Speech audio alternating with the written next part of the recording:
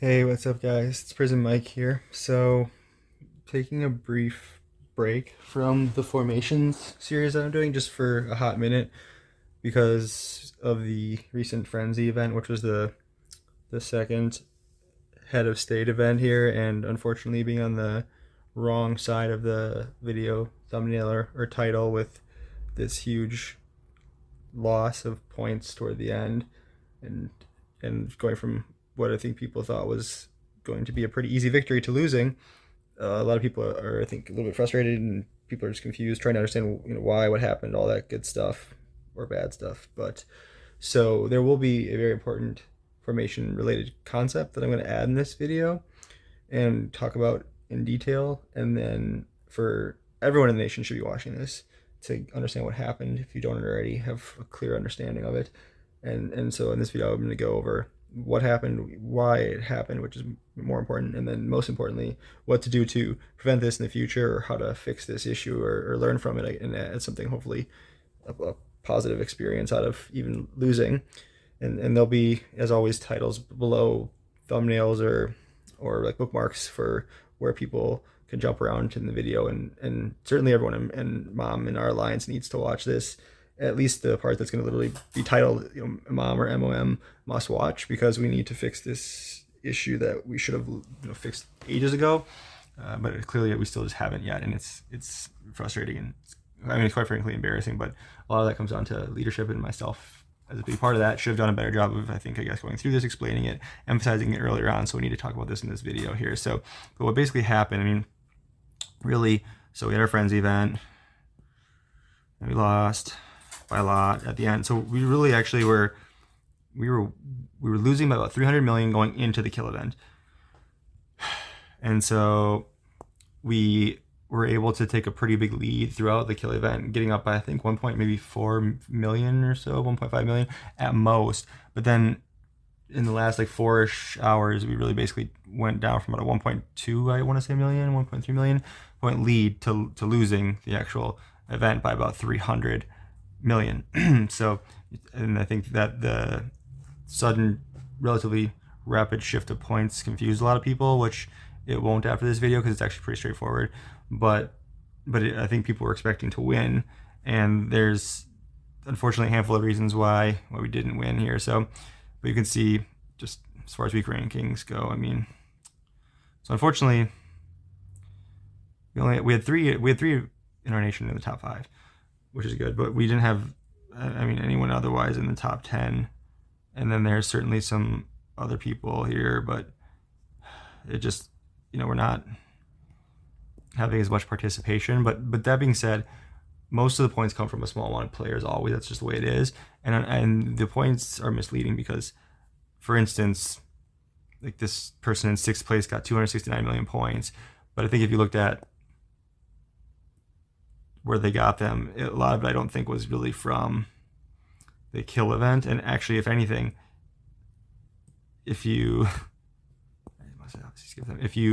there's no way to do this, unfortunately, but I wish they actually, in events, I wish they would just take the net score. So like however points you score minus the amount of points you give up or you lose in a fight, and then give you a net points. I think a lot of people would be very shocked and probably surprised and disappointed about how that worked out for how many points they're actually scoring.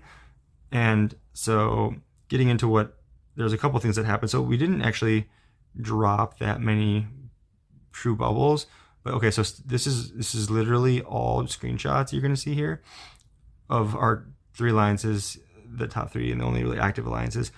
These are literally all screenshots just from this one event, and these are people who were defending or got smoked. And I tried to minimize the amount of times I would take like screenshot after screenshot of like repeat attacks on the same person to minimize the amount of extra shots that are here. But a lot of these people got attacked multiple times.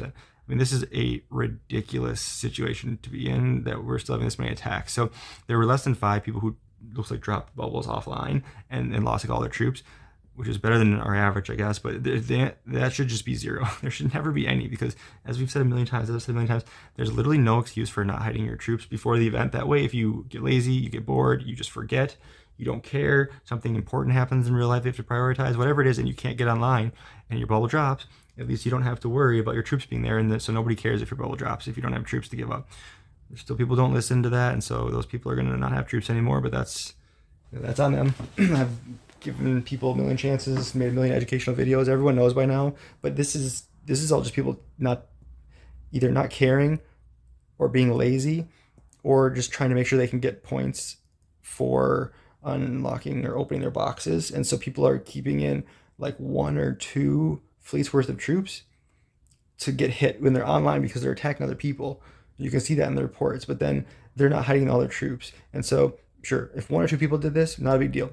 This is a ridiculous amount of people between mainly JPN and MOM are the main 2 alliances doing this, where they're not hiding all their troops, and people are giving up, many hundreds of thousands of kills, and this adds up. Okay, this adds up over an event. We can only offset this so much by the amount of attacks we're doing. So this is a big part of the issue now, is less people dropping bubbles and being offline, and more just people being, again, either lazy or not caring or intentionally keeping troops to try and get points. But the problem is defending in Frenzy. The people are getting wrecked. First of all, they're getting absolutely smoked, and they're giving up about 3 times as many points just by defending in the nature of the Frenzy event itself. And so that's giving up a huge amount of points over the course of an event. The other issue, though, and so that's a big part of it. But the other thing, the main thing that happened later in the event, and that people don't realize, is so the top alliance caps at 600 million for what you can plunder. Okay, so if you look at this from 2 hours before the event ended, we were now only up about 300 million points. We long had since, as the top alliance MOM, capped our 600 million points from plundering the enemy. That happened long ago. That was over. That was done. We couldn't get any more. And we don't really have our second alliance, JPN, doing much attacking or trying to hold their guard towers, and they shouldn't. The reality is they shouldn't, and that's not a knock on like JPN as some weak alliance or something like that. Like I think it's good or consistently strong as most second alliances. It's not like they're not capable of competing with number 2 alliances. There just aren't enough people to fill 2 alliances though with really strong active people, and the reality is they're never stronger than the top nation, opposing nation's top alliance. And so having them at the guard towers is just a dangerous and risky thing. And the few times that they didn't listen to their leadership and they were doing that, they got absolutely wrecked.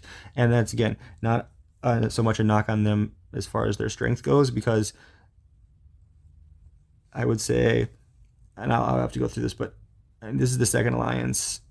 I just took some of these screenshots, and I'll have to show some other ones too. Second alliance, I mean, they were getting absolutely wrecked. And there's some bigger ones I'll show too, reports of. But that's why you don't have your second alliance go to the mines, or excuse me, go to the guard tower, because it's very easy to just absolutely annihilate them as the top alliance. And so they're really not supposed to be going there anyways. And so what really happened, the biggest shift in points, was their nation was able to keep pace with us, and or even do a little better than us with the amount of kills they were getting and points they were scoring, outside of the huge amount of plundering of the towers. And so as I showed you this, at 2 hours, we were only up 300 mil. And if you look at my score here, so just as an example, so I have 790 million. And then you look here, and I've gotten basically 100 million more points. There's an hour and 15 minutes or so that have gone by. And if you look, though, now, we have more points, but our nation score is less. So that's the big thing that people don't realize about plundering the towers, is that they sat in the towers and plundered and took all of our points and max plundered near the end of the event of the 600 million, which if you're up to 1.2, 1.3 million, and not only did they max plunder 600 million points for them, taking that away from us is a huge swing of points, over 1 billion points of a swing in points, plus all the unfortunately the bubble drops that we had happened later on and were costly. And then, just as I already showed, the ridiculous amount of people defending throughout the event kept them in the race throughout the event. So it's kind of that combination of things, and there's things that can be done about all this stuff, but that's kind of, so what happened was we went from being down a couple 100 million at the start of the event to a big lead, to blowing that lead over the last like 4 to 5 hours, and blowing that massive lead of like 1.5 billion points, potentially as much as 1.6 billion points at one point, and pretty rapidly. And so again, throughout the event, they were able to keep up with us because of us being really sloppy and giving way too many easy points away where they could keep pace with us. We max plundered very early, and then we don't have our second or third alliances max trying to hit the guard towers much, or trying to plunder, because that strategy will lose you points realistically, and it did actually for their nation. They did not plunder that many points relative to the amount they gave away by letting us smack their second alliance around and get way more kills and points than they scored in the fights and or that they plundered. But their top alliance, the issue was their top alliance with nobody above C38, but a lot of strong players like that 36 to 38 range, where they roll in pretty deep with at least 5 to 10 people with thousands for their attack and HP stats, and we have very few people in that range. We have some stronger players kind of above, and then a lot of players that are more like free or very minimal spend players who are quite a bit lower than that. And so the real issue came in later in the event when our two C41s were offline for the kind of the later part of the event, and unfortunately they had a lot of people online and were very active and were able to really, as we'll see, make it count and hurt pretty severely our points, our score, and that comes down to what I'm going to talk about in this video is the most important thing, and I'll get to that kind of later on, but just group attacking and how important that is in Frenzy, where you're group attacking these guard towers. And so that's kind of what we're going to have to talk about after I recount with some more, I guess briefly here, just going through some of the reports. So on the plus side, I guess, trying to stay positive too, I guess I am technically able to say that I successfully kept a pretty good running here, I think, on the season rankings. There's a good chance I still easily won't win this because it's pretty easy to put up well over 1 billion points in Void. And so depending on our competition and the availability of points versus other people, may not be able to actually stay in first here, but we shall see. And now that we're not going for first anymore, I guess it doesn't really matter that much. This is also my 5th now in a row strongest either Void or Frenzy Commander win, so that's a pretty good streak, 5 in a row. But the last one was a lot better since it was Void, and we actually won as a nation and alliance. When you lose as a nation and alliance, even winning first place kind of sucks, and it doesn't feel very rewarding anymore. So getting into the reports then, and I'll kind of transition from that topic into the main points of this video that'll hopefully be educational and useful for everybody to see here, which I'll kind of get into next. Right, and so just to give a little more context before going into the battle reports to help paint the picture of what actually happened and why. So everyone should be doing this, but I always, in advance, and I'm looking at the other nation quickly. Sometimes I'll put a city there, sometimes I won't. The reason for this being, you need to get a sense of who you're up against. And so you can put a city there. I did briefly, I didn't even look at it much. I was just trying to determine if they were in like a truly active civil war or not. Reason being, so anytime you're competing against a nation in any event, really, you need to look at some things. And so I always look at, there's the power ranking you can look at here. But before I even look at that, I always like to go to the city level and see how many like 40s, 41s you're up against, that type of thing. Since almost everyone in the game is long range, 40 is a big level because you upgrade those T13 troops for the tanks and the cannons, which is really relevant for a lot of people. So I'm looking usually at like 40s, 41s, getting a sense of that. Here you can see they have a lot of 38s, 37s. So they have a lot of people in this 36 and up range, and we'll see that in some of the battle reports and stuff as well. So looking at the city level first typically, and then I always go over to officer ranking. I think this is probably the most important thing, assuming it's actually accurately reflecting their officers because they have their main officers assigned and they're not leaving on their recruiting officers or something like that. But you can look multiple times to see if this changes a lot. But this is the best surrogate for actual strength. So for instance, like I know that as a 39, I have 14.2-ish million officer BP. So, and I know my stats basically exactly for what they are. So I can use that as kind of a benchmark to compare people similar to me and get a sense of how their stats are probably going to look, assuming they did a good job of building things out appropriately. And so the other thing I'll look at is Titan BP quickly, which you can see. And then I'll look at the plane, which can be misleading because if they really love, like, for instance, if they love their Polar Wars, they may have 2 or 3 planes that are similar, equal level up, instead of just having one dominant plane like most people do. So that can be a little bit misleading. And then the last thing that I look at, and that's really important, I'm toggling back and forth between commander city level briefly to kind of refresh what city levels there are. And then I'm toggling back and forth between that and then the actual overall BP of the top players in their nation. So I'm just scrolling down here looking through, and you can see they have lots of players, top basically 38 down to 30, all the way to 34.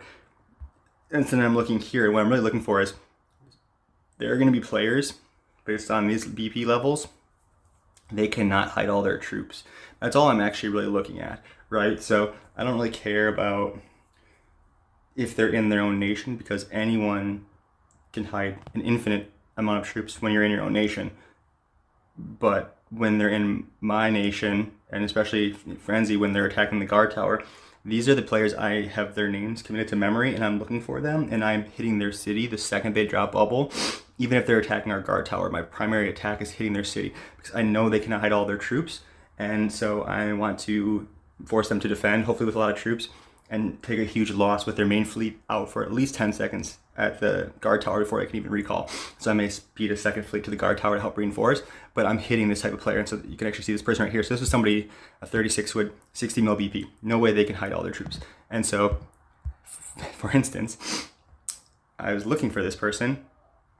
And so looking at the battle reports that correlate with this, so you can see this person had 5 million freaking troops and got absolutely obliterated multiple times. And so this is the type of thing that you need to understand and you need to know in advance. So I was actually in such a hurry, and I didn't adjust my fleet to account for the losses of long range I already had. And so this was kind of a bit of a mistake, as you'll see for a long range or mid-range player, not having enough of a meat shield in the back row, which is a good learning lesson of what happens with that. And that's your Titans get smacked by their zombies and a lot of the other incoming damage, and unfortunately that is very costly. Granted, this player is not that strong, so I was still able to do an awful lot of damage. And then as my Titans are down and my front row is down, I'm retreating just to save a couple 100,000 troops, and because I don't want to give him any more points. And even doing that, I still was able to basically score more than 10 times the amount of points, and then you have to multiply that by like a factor of 3 roughly for the points given up in defense. However, he did have more lower tier troops, so it worked out well enough that it was probably about a 15 to 20x point differential that I scored on this person. So that's the type of thing I'm looking for. Actually, so not only did he had about 2.8 million left, and then Moon and I actually got him again later on, because he still can't hide and he's still not hiding his troops. I don't know. So I guess this is maybe part of the reason that their nation's actually in like a civil, I don't know if it's a full-on civil war or civil disagreement certainly now. And so most of their players actually had pretty low BP, and that's the product of a civil war. So coming from 1082, where we emerged from, and having a civil war there for a while and stuff, I definitely know what that can look like. And this was interestingly the first time since our merger, 1047, like months and months ago now, where I was actually the strongest player outside of players in our own nation. So this is the first time I was stronger in a kill event than any of the players in the enemy nation, and we still, of course, lost. So what does that actually matter, I guess? But it's just interesting that, which makes sense, because I guess coming from 1082, we're basically the same as 1083, and just doing things a little bit differently and not having as long of a civil war and stuff probably helped to be able to be a little bit stronger, I guess. But so we were able to smack this person pretty good. He didn't have his Titans or plane, and actually, because I knew what I was up against with him, having hit him twice already, basically, I sped a first fleet in to join Moon when he hit, and I actually sped another fleet in before he got his bubble up, because he had to recall his troops. And in the time that he was doing that, I made sure to get a second fleet waiting, even though you're going to see I didn't have Titans or a good plane, and I was facing his Titans and plane, and I knew that didn't matter because I'd hit him before, and I kind of committed to memory what I was up against, and knew that if I had the chance to hit him with multiple fleets, it would be well worth it to do so, because I would still score significantly more points than I would give up fighting against him, even without my Titans and plane. And I didn't even have like a good fleet left. I had like a makeshift fleet which barely had any mid-range troops and stuff. It just didn't really matter that much because I just was much stronger than this particular person who has a irresponsible amount of troops that they cannot hide and didn't even make any effort to do so. And so yeah, as you can see, that's the type of thing I'm looking for, and we were able to basically take him down from 5 million troops to having 1 fleet left in these 3 hits. So that's a ton of points for us, a ton of points that he gave up. I can understand why they're probably in a civil war if this is the type of thing that's happening in their second alliance. Honestly, that'd be very frustrating. So, but that's really what I'm looking for before the fighting even starts. That's what everybody should be doing. So make sure you guys are doing that to get a sense of things. And then I always like to test people early on, if possible, especially in Frenzy. I want to hit and challenge them if I can to get a sense of what I'm kind of up against and get their stats from all other players, see how they respond, see how they reinforce, how fast they are, how their formations look, because all that information is going to be really relevant as we are making educated decisions about how to approach the guard towers and defending or fighting for them throughout the rest of the kill event. So look, they only had 7 people in there, but they did have a couple pretty strong players. Not all their strongest by any means, and so this is the first hit I did, and as you can see, I actually retreated too. But that's an important thing that you need to remember, is because I knew I was stronger than any individual player there, I was also more confident that I could go in there and certainly at least break even on the points. And if you know what you're doing, and if you're good about retreating and things, you can actually usually get away with this much more efficiently and responsibly. And so as you can see, I'm watching and I'm looking at my front row and my Titans, and the second my front row dies, I'm retreating. It takes a couple seconds to kick in, but so I'm retreating with a significant amount of troops still in the battlefield. But I know that now that my front row is down, I'm going to start giving up way too many easy kills to this long range group that's going to be able to start hitting my mid range. And so you can actually see here, I mean, I killed 708,000 roughly, and they killed about 205,000. So I actually, and basically I scored 2 to 3 times as many points as they did on this fight, even though it was just me solo. So the problem with doing this strategy, as you'll see, and I did it again a second time just trying to test them, is it does wound a lot of my troops. So even in this one where they got a lot more people in, and I still scored, killed about 442,000 versus 328,000. But the reality is that this is really costly because I'm just having so many wounded troops, and I don't have that many troops to begin with. So that is not an efficient way to do this, because I wouldn't have to heal way too many troops. So I was just testing them early on to see how they respond and trying to get as many of their players and their strong active players in the fight too, to see the stats and things like that of what I'm up against and see if they're doing a good job of formations and of building out their city with the right stats in the right places, plus just seeing if they're all long range, mid range, all that stuff. So that's kind of what a lot of that is about early on. And then based on that, then so going into the guard towers a little bit more, then you can see early on especially, and so 1613 would be 13 minutes after a server reset. So this is all like very early. So 1600 here in California is 4 p.m. would be server reset time. So these 2 battles are within the first 10 minutes, and then after that we're basically getting into they're trying to come in force at our towers.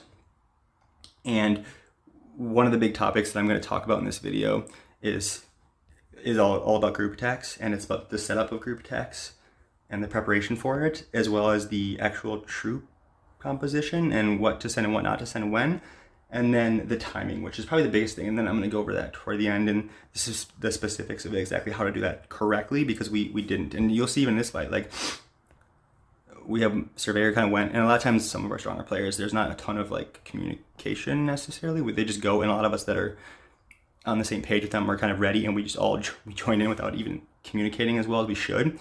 But you can actually see in this fight here, like, Surveyor was there a good little bit before the rest of us, and then we have 5 people in there all pretty quickly within, certainly like I think it was 4 or 5 seconds, and they're reinforcing pretty heavily. and we are similar to them in that our melee both fall around the same time. So neither group has any of their front row left. They have a lot more players, so they have way more troops in general, even though we have some stronger ones. One of our other players comes in, helps give us a little bit of a buffer, some front row, but unfortunately they die fairly quickly. You can see they have a ton of the plane golems, which makes it hard, and we're getting close to losing, but then Moon arrives about 55 seconds in, so us not being as coordinated as we should be. He probably didn't have any real notice and maybe wasn't even online, and came online and was pretty much ready, and as he always is, and hit, and then he basically kills everything by himself at that 55-second mark.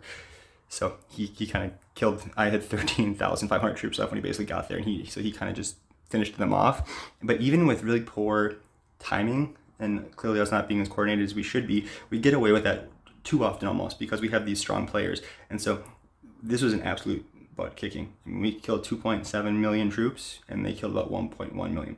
So well over 2 times as many troops died on their end as on ours. And the main reason for that is because of having our 2 strongest C-41s there, one early and one late, and then a lot of our other players being strong enough to kind of help fill in there against a group that has a lot of players in that 36 to 38 range with over 1,000 HP in attack, but that averaging out of their stats can't really overcome a much higher average that gets pulled up by our C-41s in particular. And so you can see early on we absolutely smack them, even doing things in a pretty incorrect manner with timing and stuff.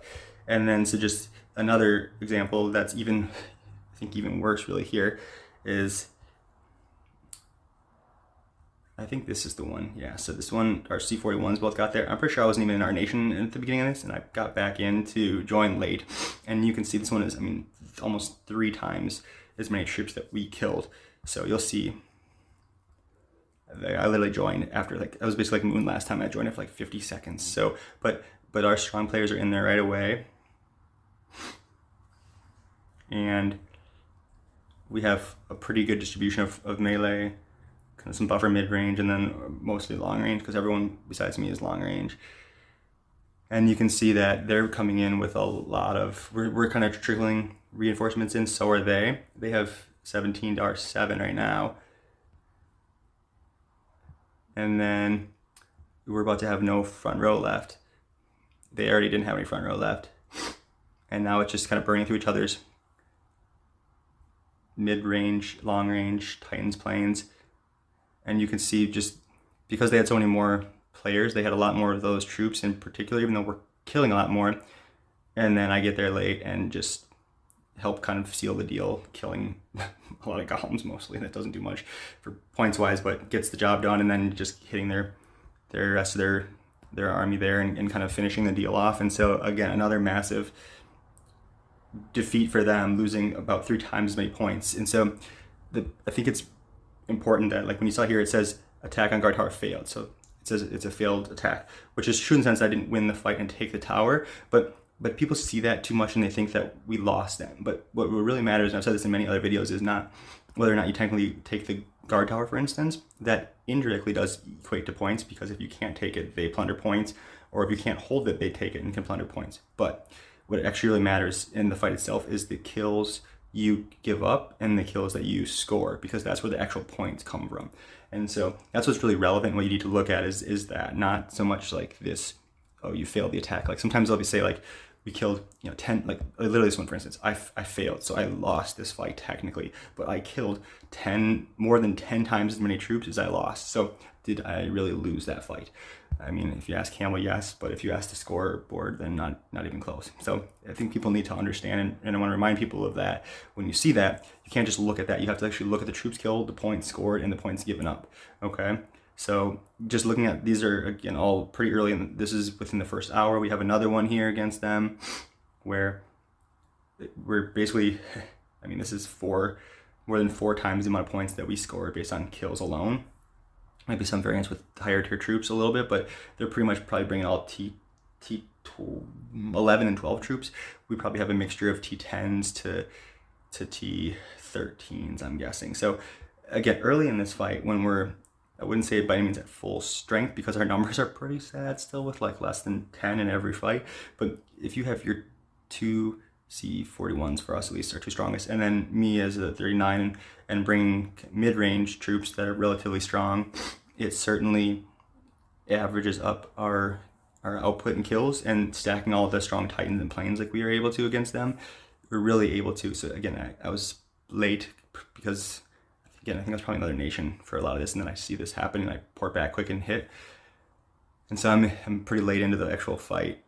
And in general, we still have people trickling in late too, just because we're not very coordinated a lot of the time, and we get away with that. But we need to look at that and why that is not a viable way of doing things in a lot of contexts, because we're not always going to be able to just out beast mode our opponents. And so you can see here early on, we are wrecking them. And so with these first grouping of fights, every one of these fights, from the first one at 7 minutes after all the way up to here, that I looked at, we're killing way more troops than we're losing, and we're scoring way more points than we're giving up. And then here, so this one now, the difference is we don't have either of our C41s there. So, and then you can see we still actually, even despite that, killed about 940,000, and they killed about 710,000. So even though we failed to take the tower and we had less troops and less players, we still were able to score more points, even though it's a loss. And so that's kind of a common theme early on for what you see here, and then I already showed you these hits. So, but that shifts later on in the reality of, with certain players on, you can get away with certain things, and so that's kind of what we need to talk about in more detail next. But then before just going into that, I wanted to just mention the prior pictures that I showed about all those players getting hit, which I believe was like right here. So this was really costly for us, and we had a lot more of these happen than their nation did. Them being in a civil war, they had a lot less troops. They were better at hiding their troops, certainly. And even though we weren't dropping full-on bubbles, we were giving up way too many points this way, unfortunately. And what happens is when plundering occurs, we only had our top alliance plundering because JPM was getting annihilated trying to plunder and trying to guard the tower. That's not a knock on them, because I can show you that. Let's see if I can find him here. Those are all against Seoul, but I'll just have to probably post in a bunch of these here, a whole handful of fights that we were defeating that. We never once lost to, I think, HMR, which is their second alliance. Like we rocked every fight against them and killed them constantly. And so that's the reality of being a second alliance. If you're going to be in the second alliance, you're not going to have the numbers and the strength usually to compete with the top alliance in the other nation. And as I already mentioned, that's why we just don't have them at the towers. They're giving up too many points. So the problem with that then is, unfortunately, that only the top alliance is plundering, and that can really shift the point scores later in the fight. If like we took all those points much earlier and then the gap was wide, but they had basically all the plundering left that they were able to still accomplish, and that really shifted the points. And so we need to talk about why that happened and what we can do to fix it, really. So this would be the point in this video where everyone in the nation probably really needs to watch, especially everyone in Minions of Mayhem and Mama, our lines. Everyone needs to watch here to the end to really get the take home of this video, and to hopefully make sure we're on the same page with correcting this ridiculous mistake and issue we keep having, that we just, as leadership, myself included certainly, are not doing a good enough job apparently of emphasizing this. And so we need to fix this right now. So I'm going to play this video so everyone can see the pain that happened during the event. Even though most of the reports before were really good, this was one of the really bad ones, and what really just frustrated me to no end, basically. And so I'm just going to play this and not comment on it, but just summarizing for everybody where we're at here with this video. If you didn't watch before, this is basically, we had this deceptively large lead throughout the event of 1.2 to 1.5 billion. But remember, people I think don't realize and didn't realize, we max plundered our 600 million early on. That 600 million points that we took, also, not only is it added to our score, but we took it from the enemy nations and from plundering from them. And so it's not just adding our score, it's draining their other nation's score. And so it's, you can imagine 1.2 billion point swing when you do that. I don't think people realize that. And so that early lead and the fact that we were smoking them in the towers early on, I think gave us a bit of a false sense of security. And there were a massive amount, as I showed, of just people who were not dropping bubbles per se and losing full fleets, like massive amounts of troops, because they were not hiding their troops and they were offline. It was a massive amount of people who consistently throughout the entire kill event were online, not hiding all their troops properly, appropriately, and were losing like a fleet, maybe a fleet and a half, 2 fleets worth of troops defending, and they were getting wrecked. And then there's like a 3 times point multiplier basically when you're defending in frenzy versus attacking. And so it was this brutal combination really that was so painful, where we were not disciplined. We were giving up tons of points throughout the event by defending stupidly and incorrectly and appropriately, and keeping the score closer than it really actually looked, because we max plundered, they hadn't plundered anything. We were smoking on the towers early. Then when our C41s went to either bed or had other real life stuff they had to actually do, and the enemy nation's top alliance came SOL. They came in good numbers and strength here, as you can see. We could not take our towers back.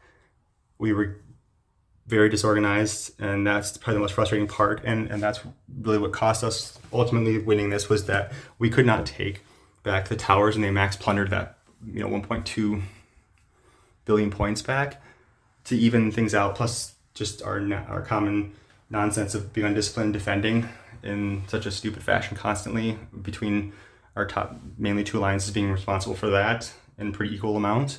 And then so the max plundering, that, and then there were a couple of pretty costly bubble drops, like less than 5 total in the event, but a couple toward the end where people did have 1 or 2-ish million troops getting absolutely shellacked and annihilated, and then people trying to reinforce a little bit, and just adds, which these are just things people should know better than doing. So it's just the same old nonsense mistakes, just in a little bit of different form. But the really big issue was that we couldn't take back our towers, and the biggest issue was why that was, and that's because we were so freaking disorganized with our group attacks. And I already showed this in a lot of the other fights earlier on, that we were smoking them. We were still disorganized with our timing and things. The difference was that we were just, with our 41s and strong players online, we can kind of overcome and compensate for that lack of discipline, and we just got to stop doing this stupid nonsense group attacking in the way that we do it. We have to be better about this. And so that's the whole point of this part here, just to hit the key points of how we need to do these group attacks, so we stop doing this nonsense that is so costly. And so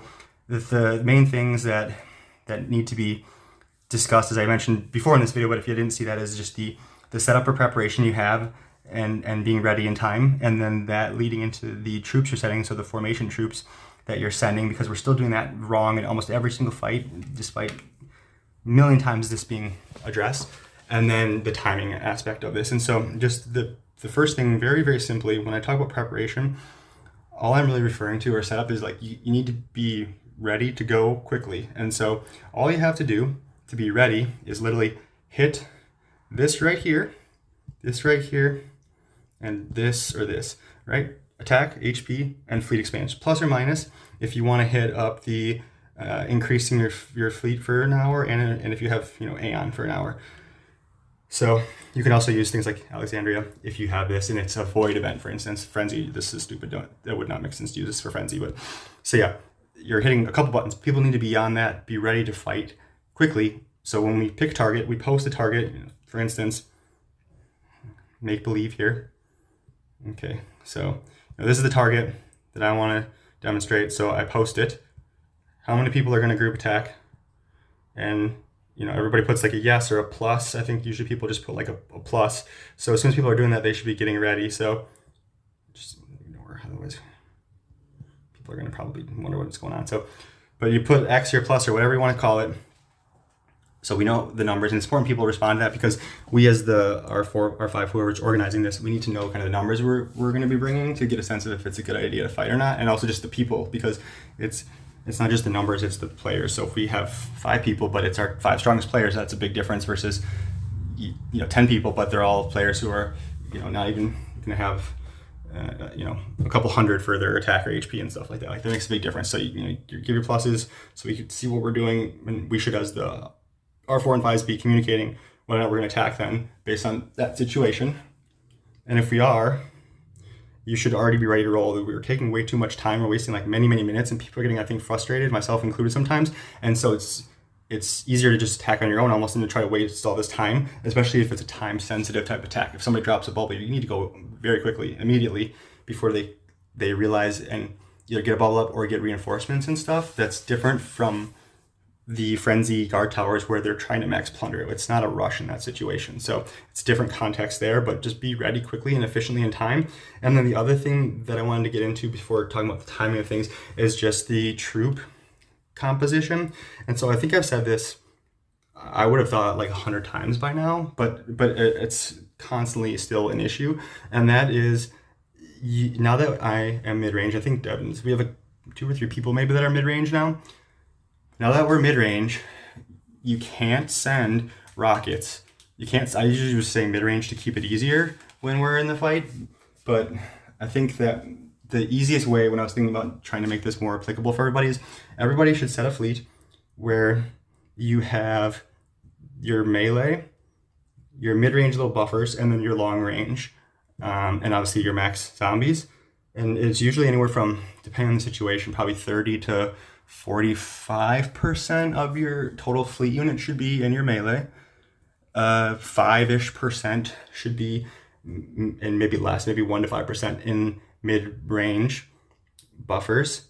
And this is important. Mid-range buffers for everybody should be your Gatlings or like your gunners, the ones that nobody uses basically. That is mid-range, like myself. So you're using these, and you're using like the Raiders or like the bikes, because we don't use those as mid-range players to actually attack. We use rockets and or havoc dominators depending on what level you are. And so nobody should ever have a single one of those in their fleets anymore for doing group attacks. Okay, I'm gonna say that again.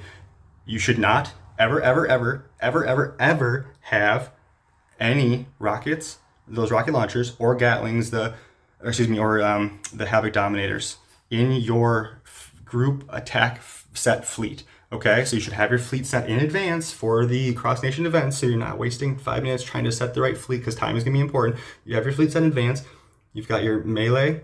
You've got your max zombies. You can have a couple mid-range in there, just always, whether, instead of trying to decide if there's a mid-range player, joining or not and being confused and stuff like that. I think it's just easier to always have your fleet with the possibility that mid-range players will be joining, and so don't have rockets, don't have havoc dominators. Just fill it with the bikes and the Gatlings instead if you're going to put any mid-range at all, and then your max long range for the remainder of your fleet size. Okay, that's really important. And the reason for this, and I've said it many times before, is because, and I'm going to show examples of this to hit the point home, when you're attacking as a group, the troops group average their stats.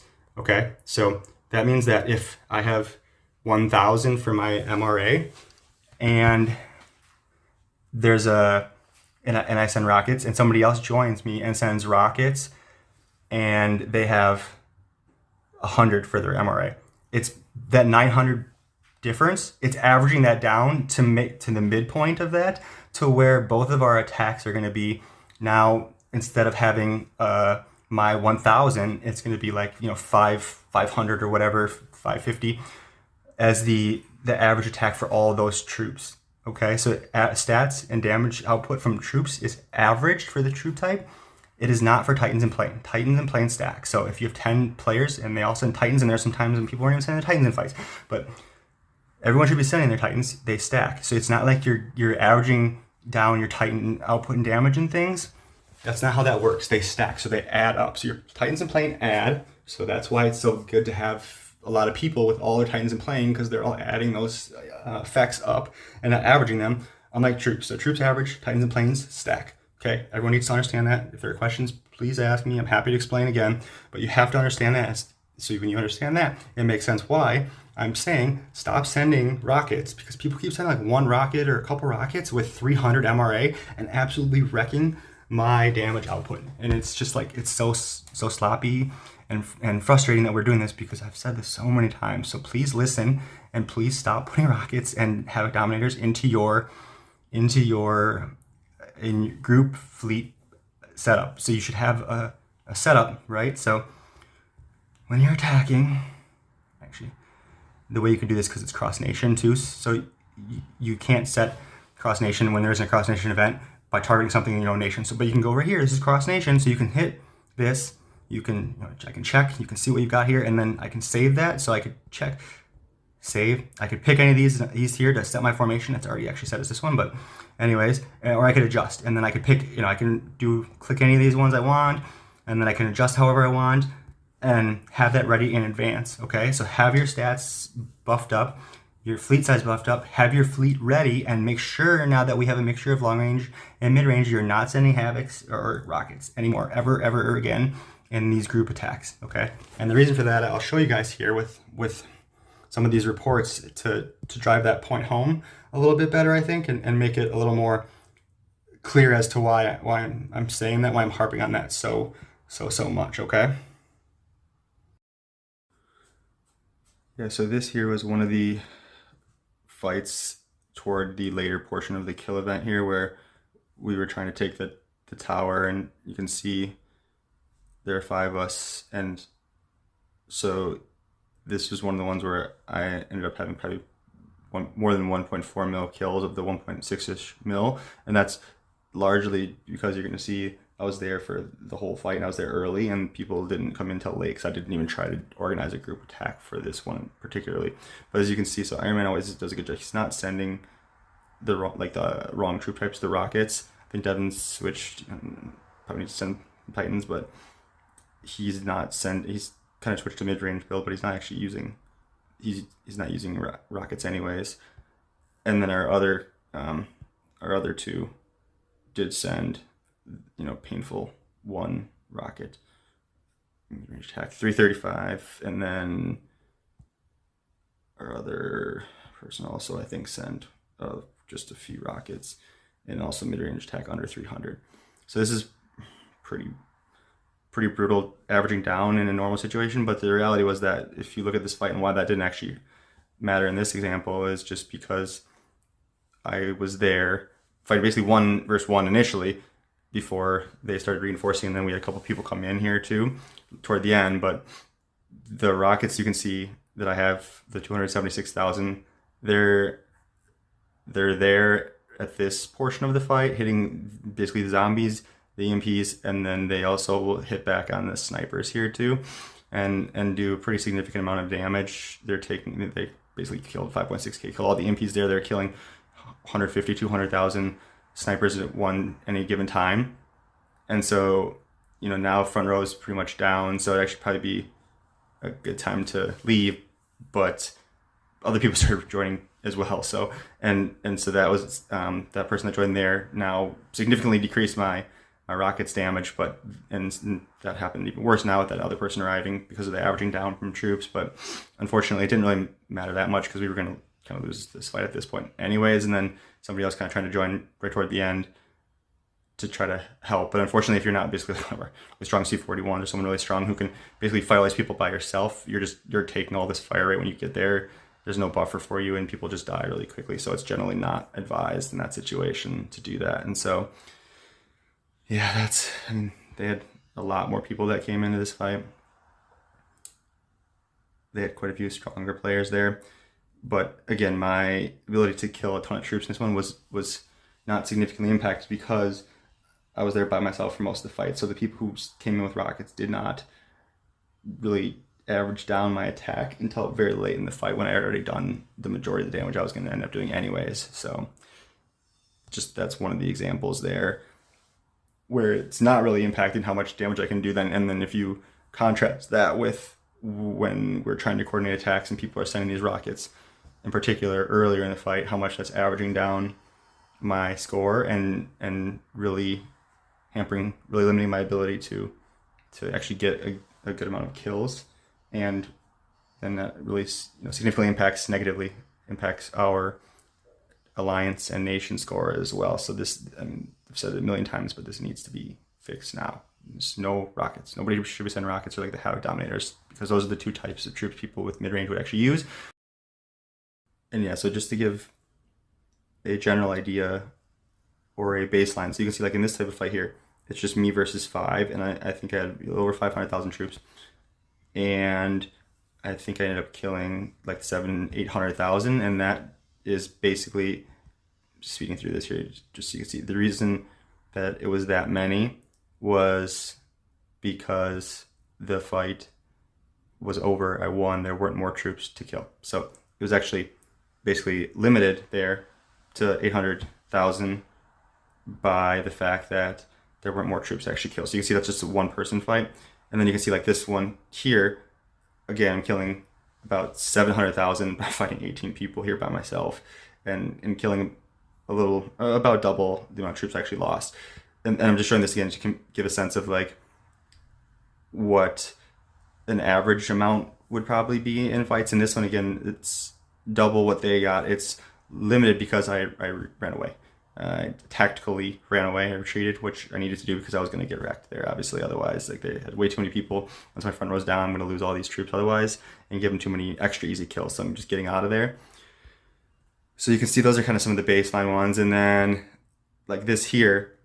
Now there's way more troops to kill. Granted, we won, but now I only killed about 600,000, and that's because, unfortunately, everybody standing mid-range really averages down my attack so much. So instead of killing way more troops when there's way more troops available, it's actually much less, which is really unfortunate. And so this one, and again, just giving another example here. So even though I'm not by myself in this one, I think it's Ironman who joins, and he doesn't send rockets, so he doesn't ruin or significantly average down my attack. So even though we don't win this fight and they have a lot of people come in and reinforce, I'm still able to do a lot of kills because my damage output is not being averaged down in this one. So this is just another example of how you can still put out a lot of damage as long as it's not being averaged down significantly by people sending a bunch of mid-range troops with really poor stats. And so again, that's over 700,000 there, even though I got smacked and we still killed about double what they killed there. So doing a pretty good job in all these. See this one here. So this is another example now with tons of troops here, and I basically kill only 800,000. And if you look how many people we send, the amount of people sending mid-range, and the averaging down that does, even though we win this fight and there are tons of troops to kill, unfortunately, my attack is just like averaged down so much on this one that it's not like where you see like in a large attack where I'm killing like 1.4 plus million, because my attack's not being averaged down until very late in the fight. Throughout this whole fight, there's more people coming in and averaging it down, and then you just kind of run out of troops too to kill even later on. And so it really significantly negatively impacts my actual ability to put out damage. And I guess it's not the end of the world in a fight like this where we at least still win, but when it really matters against stronger opponents, that's where this is so costly. And so let's see if I can find. So on this one now, again, this is just another example, I guess, of being averaged down by a massive amount again in another fight with all these people sending mid-range. But let's see where it matters. Not here.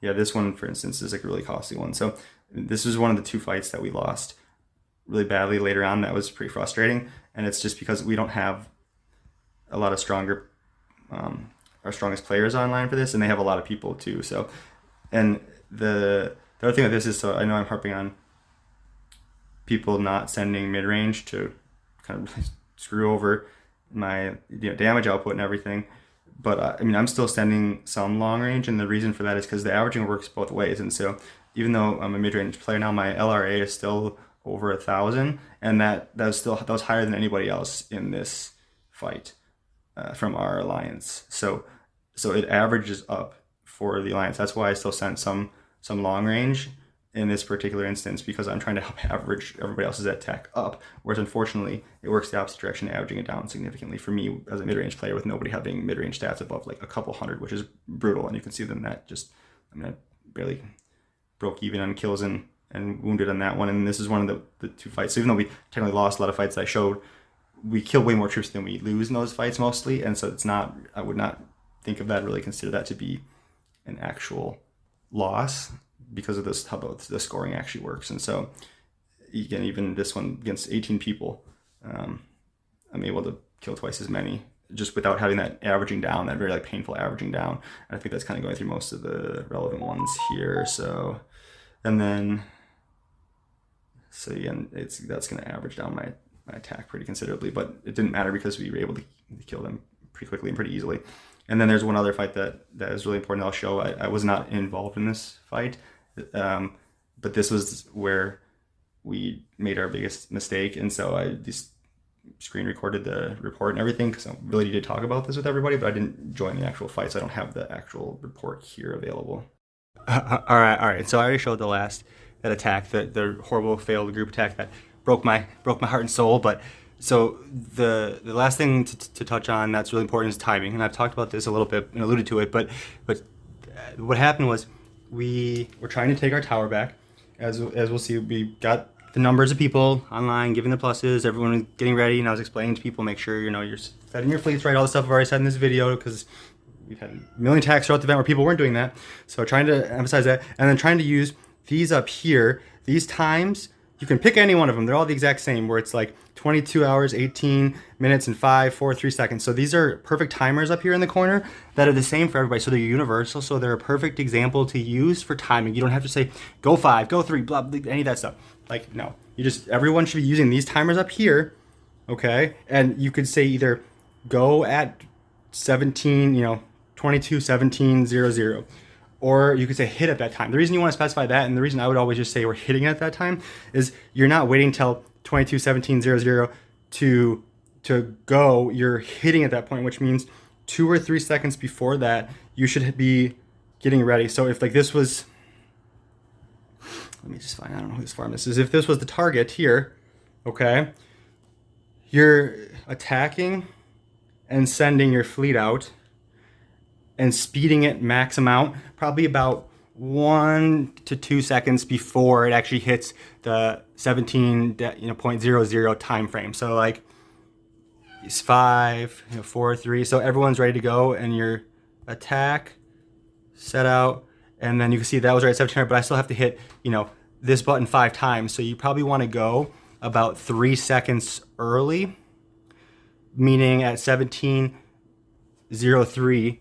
In this example, you would be clicking on it and then getting ready to send your selected fleet and then hitting the max speed, okay? And I was trying to explain that, and for whatever reason, lack of situational awareness, whatever it was too, so all it takes is one person to screw everything up by speeding in for no clear reason way too early, which also doesn't make sense. Like they're plundering, they're not going anywhere. It's not like we have to speed in there really fast to get it before a bubble drops. Like they're gonna sit there for 5 freaking hours and take all of our points. So it's also just bad situational awareness. Like I don't understand why people are doing that.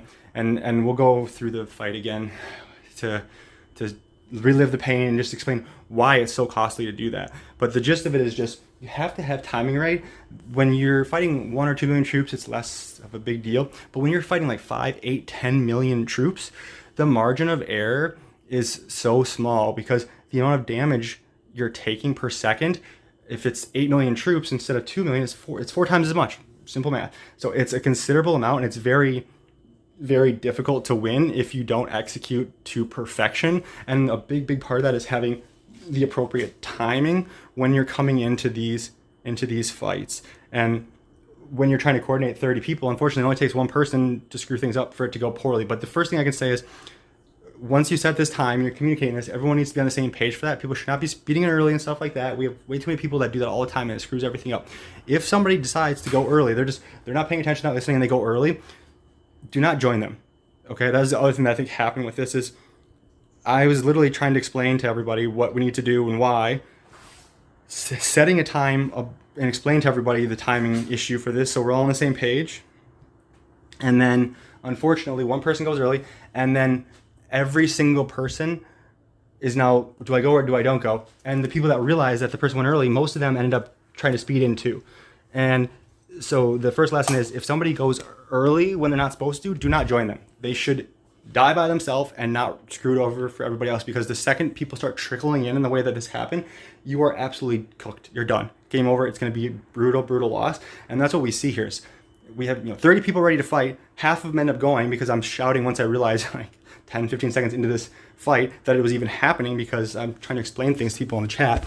Half the people are like speeding in, and I'm shouting in the chat, like, chat, don't go, don't attack, what's happening, why are people doing this, stop, like retreat, whatever it is. Many expletives probably, although I didn't say them in the chat because trying to keep PG, but certainly thinking them. Like, this was so brutal. Like, this, if you just watch, so again, I don't have the report, but I videoed it. So let's go like this. Okay, so just watching this fight. Somebody speeds in, doesn't matter who. Again, that's why I'm not trying to call individuals out, especially not on this platform. That's not appropriate. Like, they're marching in, so 3 seconds is when the battle really, starts. They get in, their fleet's dead immediately. Their front row just down, gone. Couple seconds, couple hits, their entire front row is dead. Now they're taking massive amounts of damage. A lot of their mid range is already down, and all these people are speeding in like 1, 2, 3 at a time. And this is over. Basically, I think we had 15 people join the fight total. 12 of them are here at 25 seconds, 13 at 25 seconds. And as you can see, it is just a trickling in of people that are basically like lambs to the slaughter. It's just really people lining up to run into the fight and immediately be killed because we didn't all arrive at the exact same time. You have to have everybody arriving together so that there's a large amount of melee to absorb those initial significant amounts of damage output from the enemies, and then to start returning significant damage right back to them. You can't be trickling into these type of fights against 8 million troops. That is a guaranteed recipe for complete annihilation and disaster. Okay, so you have to be perfect with your timing on these things when the stakes are much higher against a good alliance. And I don't know that we would have even won this fight had we done everything perfectly. That's the reality of the situation, because we have much more of extremes of stats where like some people with very high stats and then people with very low stats relative to they had a lot more people in kind of the middle high ground for their stats in this that was going to make it very difficult for us to even with like 30 people be able to probably win. But there are some actually pretty fun things you can do that where you actually can intentionally send a fleet early, and that's what I was going to recommend if we lost the first time. Was I was going to actually have everybody get ready for a second attack. I was going to speed a fleet in early, let them all reinforce 8 million troops against that, and the second I either retreated or died, more likely died because I was going to be a dummy fleet, we all would speed in at that point, because then they're getting some players stuck with like partial fleets there, while other parts of their fleets return to their cities, so they can't have a full fleet. But it also slow marches everyone above the 4 million troops back to their cities, so now they have to hit a bunch of speed ups if they realize we're attacking to then get their troops back, then speed them back again, and it takes several seconds, and those several seconds can be the difference maker. But that's getting way ahead of ourselves. We can't even execute a simple simple attack at this point as a group, much less these more fun advanced things, but we need to be getting there at some point. So it starts with these basics here of getting the timing right. So we have to be better about that now. We can't be having people going early like this. It's just so important that we're all on the same page and we're going at the exact same time with each other, and avoiding these like slowly trickling in of people and just getting absolutely wrecked. So anyway, I'm hoping that even though this is a painful example, it's all pretty clear now what I'm talking about with the right troops and types, and then the timing factor being as important as it is, because we can't. And after this happened, I mean, we just had multiple attempts in a row where things were getting screwed up, and these issues were recurrently happening to the point where I was just kind of basically saying, we're not going to try and attack them again. Like, we've proven too many times over that we clearly don't know what we're doing and we cannot execute this properly. So we can't even try and take our towers back, because we're giving them massive amounts of points in such a stupid and like embarrassing fashion. Like, this is something that happens during the first kill events, guys, not like a year and a half, 2 years in. So we have to be better about this. If you have questions, ask me. I have no problem with people asking questions for clarification. Please ask. I'm not going to be mad. I'm not going to be upset. I'll be happy that you ask. I'll be annoyed if you don't ask and then you keep screwing stuff up. That's where I'm getting annoyed with this stuff, is because people keep making the same stupid mistakes, and I can only say these things so many times. And so at some point, like, people need to be held accountable, and we're well past that point now. So I'm trying to give everyone the education resource to understand this. If you don't understand for whatever reason, please ask me. But going forward, people need to do this correctly, and if they're not, you're not joining group attacks anymore. It's that simple. Like, I will if you're doing this stuff wrong still after this, you're not joining our group attacks. And if you do, I'm going to kick you from the alliance, and I'm going to kill all of your troops, because I'm so sick of just the complete lack of discipline and accountability from a small amount of people, because most people do such a great job. They always are doing the right things. They're following the rules. They hide their troops. They do so well. And I should probably be more positive and thank those people more, because I feel like a lot of what I'm doing is just kind of the bad guy version of this, where I'm harping on all the negative stuff. That's a small amount of people. So first of all, I should have said this more often and sooner, that thank you to the people who are doing these things right from the beginning, and we're putting in efforts and trying. Thank you very much for doing that. To the relatively small amount of people who keep screwing stuff up and not listening, you know, because it's kind of last warning for a lot of things, and there's definitely going to already be some people burning after this event in the coming days. So I'm hoping that people will step up and be a little bit more disciplined, and again, ask questions if you don't understand something, because we're happy to explain. But people need to understand this now, because we're screwing up way too often, and it's costing us events, and costing us events in like a pretty embarrassing way too, because I mean, not only do we blow huge leads, but we literally can't even just execute a group attack, and it's just bad. So let's be better. Let's do a better job. Let's put this behind us as a learning opportunity and not make this mistake anymore. Okay, thanks guys.